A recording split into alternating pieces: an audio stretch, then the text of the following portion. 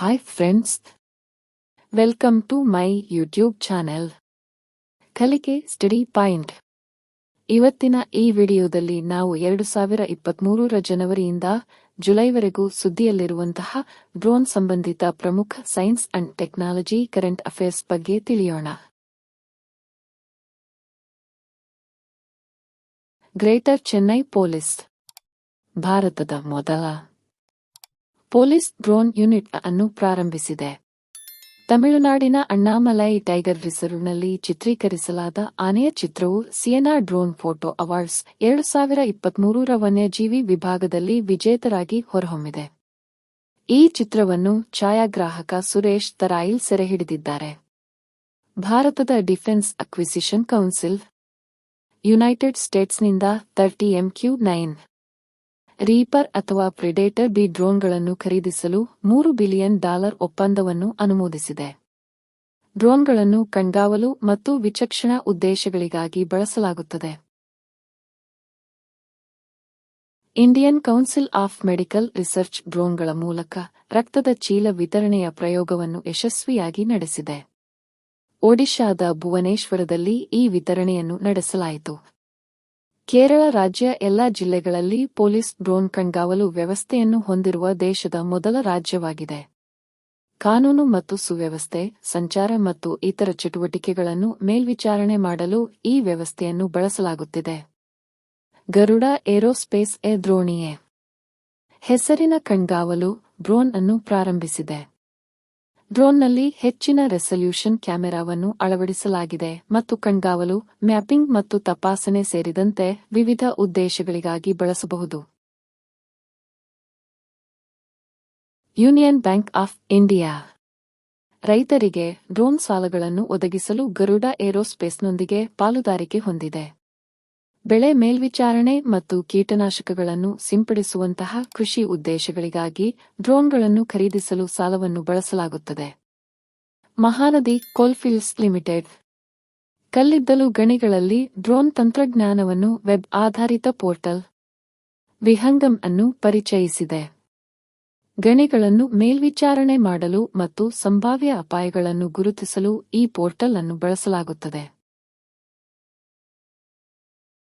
3500 ಸ್ವದೇಶಿ ಡ್ರೋನ್ಗಳನ್ನು ಒಳಗೊಂಡಿರುವ ಭಾರತದಲ್ಲಿನ ಅತಿ ದೊಡ್ಡ ಡ್ರೋನ್ ಪ್ರದರ್ಶನವು ಬೀಟಿಂಗ್ ದಿ ರಿಟ್ರೀಟ್ ಸಮಾರಂಭದಲ್ಲಿ ಜನವರಿ 29, 2023 ರಂದು ನವದೆಹಲಿಯ ರಾಜ್ಪಥ್ನಲ್ಲಿ ನಡೆದಿದೆ. ಉತ್ತರ ಕೊರಿಯಾ ಪರಮಾಣು ಸಾಮರ್ಥ್ಯದ ನೀರಿನೊಳಗಿನಿಂದ ದಾಳಿ ಮಾಡಬಲ್ಲ ಹೆಲ್-ಎ ಹೆಸರಿನ ಡ್ರೋನ್ ಅನ್ನು ಪರೀಕ್ಷಿಸಿದೆ. ಡ್ರೋನ್ ಪರಮಾಣು ಸಿಡಿತಲೆ ಹೊತ್ತೊಯ್ಯುವ ಸಾಮರ್ಥ್ಯ ಹೊಂದಿದ್ದು ಜಲಾಂತರ್ಗಾಮಿ ನೌಕೆಯಿಂದ ಉಡಾವಣೆ ಮಾಡಬಹುದಾಗಿದೆ. ಇರಾನ್ ಕಾರಿನಿಂದ ಉಡಾವಣೆ ಮಾಡಬಹುದಾದ ಆತ್ಮಹತ್ಯಾ ಡ್ರೋನ್ ಮೆರಾಜ್ 532 ಅನ್ನು ಅನಾವರಣಗೊಳಿಸಿದೆ. ಈ ಡ್ರೋನ್ ಅನ್ನು ನಗರ ಯುದ್ಧದಲ್ಲಿ ಬಳಸಲು ವಿನ್ಯಾಸಗೊಳಿಸಲಾಗಿದೆ ಮತ್ತು ಸ್ಫೋಟಕಗಳನ್ನು ಅಳವಡಿಸಬಹುದಾಗಿದೆ. D4 ಆಂಟಿ ಡ್ರೋನ್ ಸಿಸ್ಟಮ್ ಅನ್ನು 2023 ರ ಏರೋ ಇಂಡಿಯಾ ಬೆಂಗಳೂರಿನಲ್ಲಿ ಪ್ರದರ್ಶಿಸಲಾಗಿದೆ. ಈ ವ್ಯವಸ್ಥೆಯನ್ನು ರಕ್ಷಣಾ ಸಂಶೋಧನೆ ಮತ್ತು ಅಭಿವೃದ್ಧಿ ಸಂಸ್ಥೆ DRDO ಅಭಿವೃದ್ಧಿಪಡಿಸಿದೆ. D4 ವಿಸ್ತೃತ ರೂಪ ಡ್ರೋನ್ ಡಿಟೆಕ್ಟ್, ಡಿಟರ್ ಮತ್ತು ಡಿಸ್ಟ್ರಾಯ್ ಸಿಸ್ಟಮ್. ಡ್ರೋನ್ ಡೆಸ್ಟಿನೇಷನ್ ಪಾಟ್ನಾದಲ್ಲಿ ಬಿಹಾರದ ಮೊದಲ ಸರ್ಕಾರಾನುಮೋದಿತ ಡ್ರೋನ್ ತರಬೇತಿ ಕೇಂದ್ರವನ್ನು ತೆರೆಯಲು IIT ಪಾಟ್ನಾದೊಂದಿಗೆ MOUಗೆ ಸಹಿ ಮಾಡಿದೆ. ಹಬ್ ವಿವಿಧ ಉದ್ದೇಶಗಳಿಗಾಗಿ ಡ್ರೋನ್ಗಳನ್ನು ಬಳಸುವ ಕುರಿತು ತರಬೇತಿಯನ್ನು ನೀಡುತ್ತದೆ. ಭಾರತದ ಮೊದಲ 5G ಸಕ್ರಿಯಗೊಳಿಸಿದ ಡ್ರೋನ್ ಸ್ಕೈ ಹಾಕ್ ಅನ್ನು IG ಡ್ರೋನ್ಸ್ ಅಭಿವೃದ್ಧಿಪಡಿಸಿದೆ. ಡ್ರೋನ್ 5G ಮೋಡೆಮ್ ಅನ್ನು ಹೊಂದಿದೆ ಮತ್ತು ಸಂವಹನ, ಕಣ್ಗಾವಲು ಮತ್ತು ವಿತರಣೆ ಸೇರಿದಂತೆ ವಿವಿಧ ಉದ್ದೇಶಗಳಿಗಾಗಿ ಬಳಸಬಹುದು. ಸ್ಕೈ ಏರ್ ಡ್ರೋನ್ಗಳಿಗಾಗಿ ಭಾರತದ ಮೊದಲ ಸಂಚಾರ ನಿರ್ವಹಣಾ ವ್ಯವಸ್ಥೆ ಸ್ಕೈ-UTM ಅನ್ನು ಪ್ರಾರಂಭಿಸಿದೆ. ಈ ವ್ಯವಸ್ಥೆಯು ವಾಯುಪ್ರದೇಶದಲ್ಲಿ ಡ್ರೋನ್ಗಳ ಸುರಕ್ಷಿತ ಮತ್ತು ಪರಿಣಾಮಕಾರಿ ಕಾರ್ಯಾಚರಣೆಯನ್ನು ಖಚಿತಪಡಿಸಿಕೊಳ್ಳಲು ಸಹಾಯ ಮಾಡುತ್ತದೆ. New space research and technologies ವಿಶ್ವದ ಮೊದಲ ಸಂಪೂರ್ಣ ಕಾರ್ಯಾಚರಣೆಯ ಸ್ವರ್ಮ್ ಡ್ರೋನ್ ಸಿಸ್ಟಮ್ ಅನ್ನು ಭಾರತೀಯ ಸೇನೆಗೆ ತಲುಪಿಸಿದೆ. ಈ ವ್ಯವಸ್ಥೆಯು 100 ಡ್ರೋನ್ಗಳ ಸಮೂಹವನ್ನು ಒಳಗೊಂಡಿದೆ. ಇದನ್ನು ಕಣ್ಗಾವಲು ಮತ್ತು ವಿಚಕ್ಷಣದಂತಹ ವಿವಿಧ ಉದ್ದೇಶಗಳಿಗಾಗಿ ಬಳಸಬಹುದು.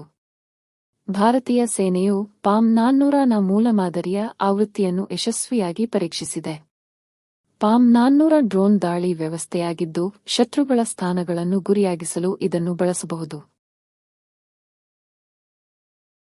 ತಪಸ್ ಅನ್ಮ್ಯಾನ್ಯೂಡ್ ಏರಿಯಲ್ ವೆಹಿಕಲ್. ಚಿತ್ರದುರ್ಗದ ಏರೋನಾಟಿಕಲ್ ಟೆಸ್ಟ್ ರೇಂಜ್ನಿಂದ ಬೆಳಿಗ್ಗೆ 7:35ಕ್ಕೆ ಟೇಕ್ ಆಫ್ ಆಗಿದ್ದು, ನೌಕಾ ನೆಲೆಯನ್ನು ತಲುಪಲು 285 ಕಿಲೋಮೀಟರ್ ದೂರವನ್ನು ಕ್ರಮಿಸಿತು. ಅನ್ಮ್ಯಾನ್ಯೂಡ್ ಏರಿಯಲ್ ವೆಹಿಕಲ್ ನಿಯಂತ್ರಣವನ್ನು ಸುಲಭಗೊಳಿಸಲು ಐಎನ್ಎಸ್ ಸುಭದ್ರಾದಲ್ಲಿ 1 ಗ್ರೌಂಡ್ ಕಂಟ್ರೋಲ್ ಸ್ಟೇಷನ್ ಮತ್ತು 2 ಶಿಪ್ ಡೇಟಾ ಟರ್ಮಿನಲ್ಗಳನ್ನು ಸ್ಥಾಪಿಸಲಾಗಿದೆ ಎಂದು ಡಿಆರ್ಡಿಒ ಹೇಳಿಕೆಯಲ್ಲಿ ತಿಳಿಸಿದೆ. ಡಿಆರ್ಡಿಒ ಅಭಿವೃದ್ಧಿಪಡಿಸುತ್ತಿರುವ ತಪಸ್ ಡ್ರೋನ್ ಕರ್ನಾಟಕದ ಚಿತ್ರದುರ್ಗ ಜಿಲ್ಲೆಯ ಹಳ್ಳಿಯೊಂದರಲ್ಲಿ ಪ್ರಾಯೋಗಿಕ ಹಾರಾಟದ ಸಮಯದಲ್ಲಿ ಪತನಗೊಂಡಿದೆ ಎಂದು ರಕ್ಷಣಾ ಅಧಿಕಾರಿಗಳು ತಿಳಿಸಿದ್ದಾರೆ. ಡಿಆರ್ಡಿಒ ಅಪಘಾತದ ಬಗ್ಗೆ ರಕ್ಷಣಾ ಸಚಿವಾಲಯಕ್ಕೆ ಮಾಹಿತಿ ನೀಡುತ್ತಿದೆ ಮತ್ತು ಅಪಘಾತದ ಹಿಂದಿನ ನಿರ್ದಿಷ್ಟ ಕಾರಣಗಳ ಬಗ್ಗೆ ತನಿಖೆ ನಡೆಸಲಾಗುತ್ತಿದೆ. Thank you friends. ಈ ವಿಡಿಯೋ ಇಷ್ಟ ಆಗಿದ್ರೆ ಒಂದು ಲೈಕ್ ಮಾಡಿ ಮತ್ತು ನಿಮ್ಮ ಫ್ರೆಂಡ್ಸ್ ಜೊತೆಗೂ ಶೇರ್ ಮಾಡಿ. ಇದೇ ತರಹದ ವಿಡಿಯೋಗಳಿಗಾಗಿ ಕಲಿಕೆ ಸ್ಟಡಿ ಪಾಯಿಂಟ್ ಯೂಟ್ಯೂಬ್ ಚಾನೆಲ್ಗೆ ಸಬ್ಸ್ಕ್ರೈಬ್ ಮಾಡಿ. ಮುಂದಿನ ವಿಡಿಯೋದಲ್ಲಿ ಮತ್ತೆ ಭೇಟಿಯಾಗೋಣ. Thank you.